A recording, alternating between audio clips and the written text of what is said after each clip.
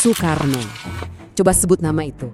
Bagi sebagian orang dia itu pahlawan, proklamator, ya pembebas bangsa. Tapi buat yang lain dia itu seorang otokrat, pemimpin yang haus kekuasaan, sosok yang jujur aja penuh teka-teki. Oke, jadi mari kita bedah sama-sama. Karena gini, untuk ngerti Indonesia, kita itu harus ngerti siapa pendirinya. Jadi pertanyaan besarnya, siapa sih Soekarno ini sebenarnya? Nah, itulah yang bakal kita kupas tuntas di sini. Lihat deh, di satu sisi kita punya gambaran sang pembebas bangsa. Dialah yang lantang memproklamasikan kemerdekaan, yang berhasil menyatukan Nusantara yang luas banget ini, dan jadi suara penting di panggung dunia buat negara-negara non-blok. Keren kan? Tapi, di sisi lain, ada cerita yang beda banget. Seorang pemimpin otoriter. Sosok yang gak segan-segan membubarkan parlemen, memenjarakan kawan-kawan seperjuangannya sendiri, dan puncaknya mendeklarasikan diri sebagai presiden seumur hidup.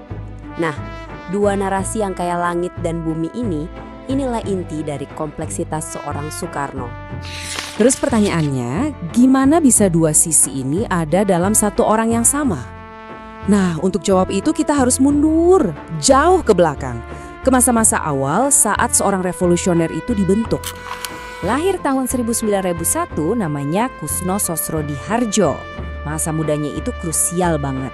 Dia tinggal di rumah tokoh nasionalis legendaris Cokro Aminoto. Ibaratnya ini kawah Candra di muka, tempat semua ide revolusi digodok.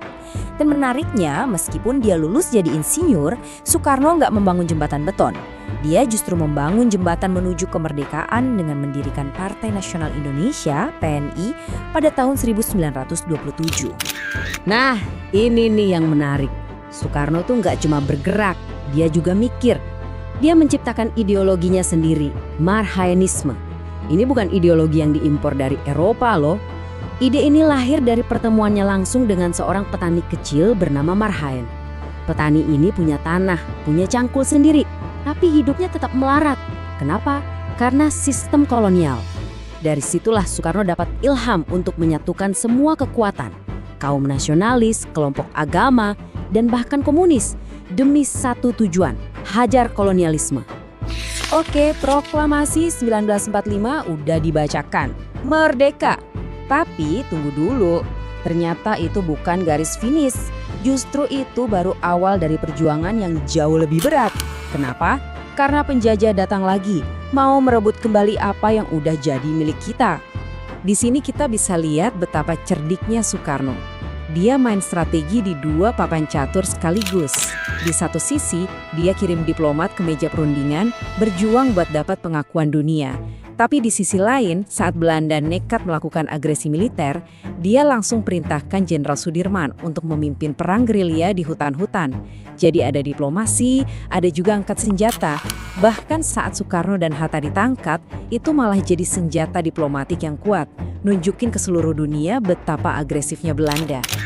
Tapi jangan kira musuhnya cuma dari luar. Wah, di dalam negeri sendiri juga gejolaknya luar biasa. Negara yang baru lahir ini langsung digoyang dari kanan dan kiri.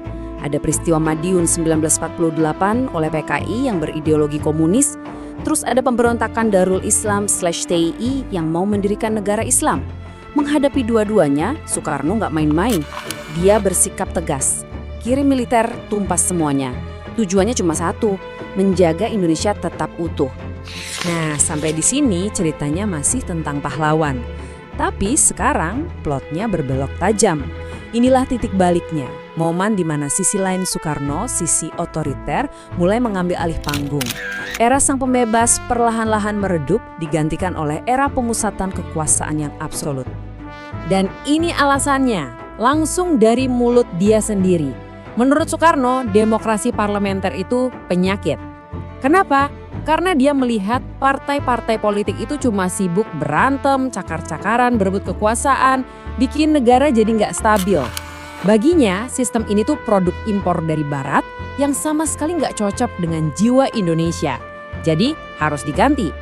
Dan penggantinya itu datang lewat sebuah gebrakan besar pada 5 Juli 1959. Dia mengeluarkan dekret presiden. Dengan satu dekret itu, konstituante dibubarkan. Parlemen hasil pemilu dilumpuhkan. Intinya, demokrasi parlementer tamat. Semua kekuasaan negara sekarang terpusat penuh di tangannya. Dia bukan lagi cuma presiden, tapi juga pemimpin besar revolusi. Apa akibatnya? Brutal. Semua yang berani menentang disingkirkan. Sultan Syahrir, sahabat seperjuangannya dulu, dijebloskan ke penjara tanpa pernah diadili. Muhammad Natsir dari Partai Masyumi, nasibnya sama. Ulama besar sekelas Buya Hamka, jurnalis kritis Mukhtar Lubis, semua dibungkam. Bahkan, partai-partai besar kayak Masyumi dan PSI dibubarkan begitu saja. Ini adalah awal dari periode kelam bagi kebebasan berpendapat di Indonesia. Puncaknya terjadi di tahun 1963. MPRS, sebuah majelis yang anggota-anggotanya notabene dia pilih sendiri, mengangkatnya jadi presiden seumur hidup. Ya, Anda nggak salah dengar, seumur hidup. Ini adalah langkah final untuk melegalkan kekuasaan absolut yang sudah dia genggam. Tapi, kita semua tahu kan, semakin tinggi sebuah bangunan, semakin rentan dia terhadap guncangan. Kekaisaran yang dibangun Soekarno ini ternyata pondasinya mulai retak. Dan retakannya fatal. Coba dilihat angka-angka ini. Ini bukan sekedar statistik di atas kertas. Ini adalah penderitaan nyata rakyat. Harga-harga kebutuhan pokok meroket gila-gilaan. Bayangkan, inflasi yang tadinya cuma 100% di tahun 61 meledak jadi hampir 600% di tahun 65 dan terus naik sampai 650% setahun setelahnya. Ini hiperinflasi. Uang jadi nggak ada harganya. Jadi apa biang keladinya? Ambisi politik yang membakar habis kas negara. Proyek-proyek mercusuar yang kelihatan megah dari luar, tapi nggak ada manfaatnya buat rakyat kecil. Kampanye militer yang super mahal buat merebut Irian Barat. Dan puncaknya, konfrontasi ganyang Malaysia yang nggak cuma bikin dompet negara kosong melompong, tapi juga membuat Indonesia dikucilkan oleh dunia internasional. Di tengah kekacauan ini, gimana cara Soekarno bertahan? Dia memainkan sebuah permainan yang sangat berbahaya. Ibaratnya dia berdiri di atas seutas tali dengan dua beban raksasa di kanan dan kiri. Di satu sisi ada Angkatan Darat atau TNI yang kekuatannya makin besar. Di sisi lain ada Partai Komunis Indonesia atau PKI yang punya jutaan massa. Soekarno membiarkan keduanya saling berhadapan, saling curiga, dengan dirinya sebagai penyeimbang di tengah. Tujuannya supaya kekuasaannya tetap aman. Tapi strategi ini pada dasarnya adalah bom waktu. Dan seperti yang bisa diduga, bom waktu itu akhirnya meledak. Ledakannya memicu serangkaian peristiwa yang begitu dahsyat yang akan meruntuhkan seluruh bangunan kekuasaan yang sudah dia bangun dengan susah payah. Keruntuhannya terjadi begitu cepat. Semuanya dimulai pada malam 30 September 1965 dengan G30S, peristiwa pembunuhan 6 jenderal Angkatan Darat yang bikin seluruh negeri gempar. Lalu di bawah tekanan yang luar biasa, pada 11 Maret 1966, dia menandatangani surat sakti itu, Super Semar, yang secara de facto memberikan kekuasaan pada Jenderal Soeharto.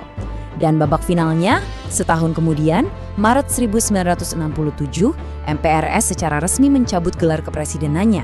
Game over. Benar-benar ironis, akhir hidupnya begitu tragis. Sang putra Sang Fajar, orator ulung yang suaranya dulu bisa menggetarkan jutaan orang, harus menghabiskan sisa hidupnya dalam kesunyian. Dia menjadi tahanan rumah, diisolasi dari dunia luar, sampai akhirnya wafat di tahun 1970. Sebuah akhir yang begitu kontras dengan semua gemerlap kekuasaan yang pernah ia miliki. Jadi kalau kita coba rangkum perjalanannya, kutipan ini mungkin yang paling pas. Di masa mudanya, dia adalah seorang pejuang sejati. Selama revolusi, dia adalah seorang negarawan yang ulung. Tapi di akhir masa jabatannya, dia berubah jadi seorang diktator yang kebijakannya hampir membawa Indonesia ke jurang kehancuran. Jadi, kita kembali ke pertanyaan paling awal. Warisan Soekarno itu apa? Apakah sebuah inspirasi abadi tentang perjuangan merebut kemerdekaan? Atau sebuah peringatan keras tentang betapa berbahayanya kekuasaan absolut yang bisa merusak bahkan seorang pahlawan sekalipun? Mungkin jawabannya adalah keduanya, dan itu yang membuat sosoknya akan terus kita perdebatkan.